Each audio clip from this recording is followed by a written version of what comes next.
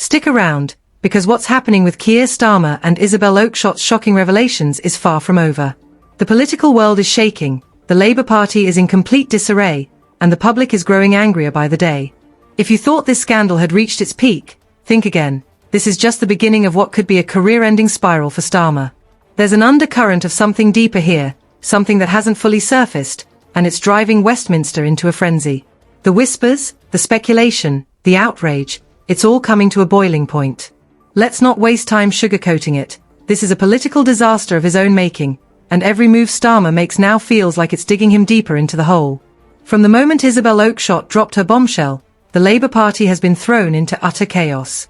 Behind the scenes, insiders report a growing sense of unease within the party.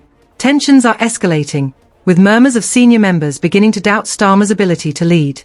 And it's not just about the revelations themselves. There's an unspoken truth here, an open secret in Westminster that has been lurking for years. Question marks surround Starmer's past, and more specifically, aspects of his personal life that have long been tiptoed around by the media. Journalists have shown extraordinary restraint in not publishing certain details. But why?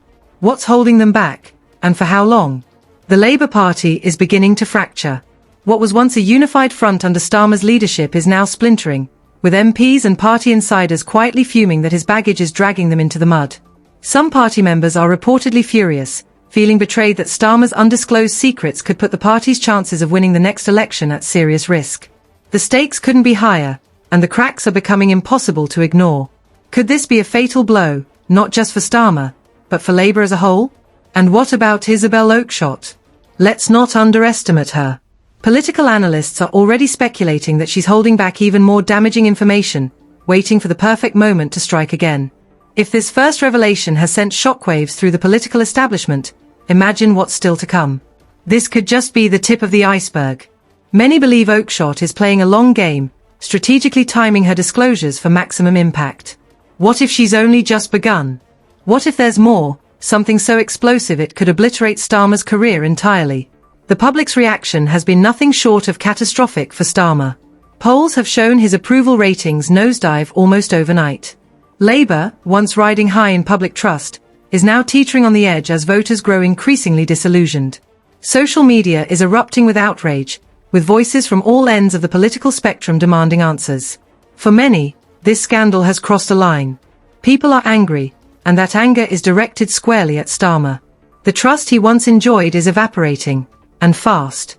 The 9-day rule in politics, if a scandal lasts more than 9 days, it's a real problem, has long since been obliterated. This story has legs, and it's not going away. Labour MPs are reportedly dreading every media appearance, knowing they'll be grilled about the scandal with no solid defence to offer. The frustration among Labour supporters is palpable. They're tired of defending a leader who can't seem to explain himself, and the longer Starmer stays silent, the more guilty he looks. This silence is deafening, and it's costing him dearly. Meanwhile, Starmer's opponents are circling like vultures. Figures like Nigel Farage are wasting no time capitalising on Labour's misstep, framing themselves as the answer to Britain's growing discontent. As Labour falters, Farage and others are rallying their bases, seizing the opportunity to present themselves as the voices of integrity in contrast to what they're calling Labour's lack of transparency. Could this scandal catalyse a shift in Britain's political landscape? It's not out of the question. If Labour continues to hemorrhage support, the party could face a serious challenge in the next election. Even within Labour's ranks, the pressure is mounting. Calls for Starmer's resignation are reportedly growing louder. Once staunch allies are now questioning whether he can recover from this mess.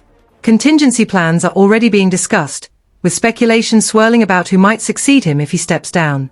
The party is in damage control mode, desperately trying to salvage its reputation and its electoral chances. But with every day that passes, Starmer's position grows more precarious. Adding to the chaos, Starmer's handling of rural policy has sparked a new wave of criticism. Farmers are furious, accusing Labour of being out of touch with their struggles. Policies aimed at climate goals have been branded unrealistic and harmful to Britain's agricultural communities, further alienating a key voter base. Labour is losing ground not just in cities but across the countryside as well, and Starmer's inability to connect with these communities is becoming yet another liability. The broader picture here is one of a leader who seems increasingly out of step with the public.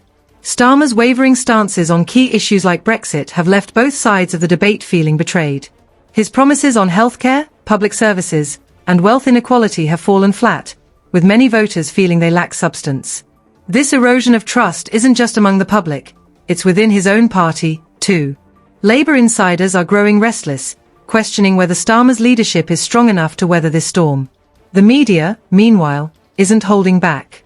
Starmer's public appearances are being scrutinised more than ever, and his responses, or lack thereof, are doing him no favours. He comes across as overly scripted, lacking the authenticity and conviction that voters crave.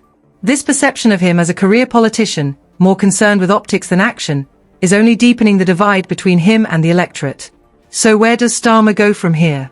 Can he turn this around, or is his time as leader coming to an end?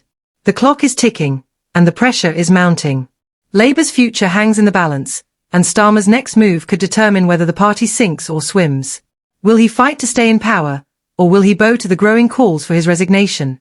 One thing is certain, this story isn't over. Not by a long shot.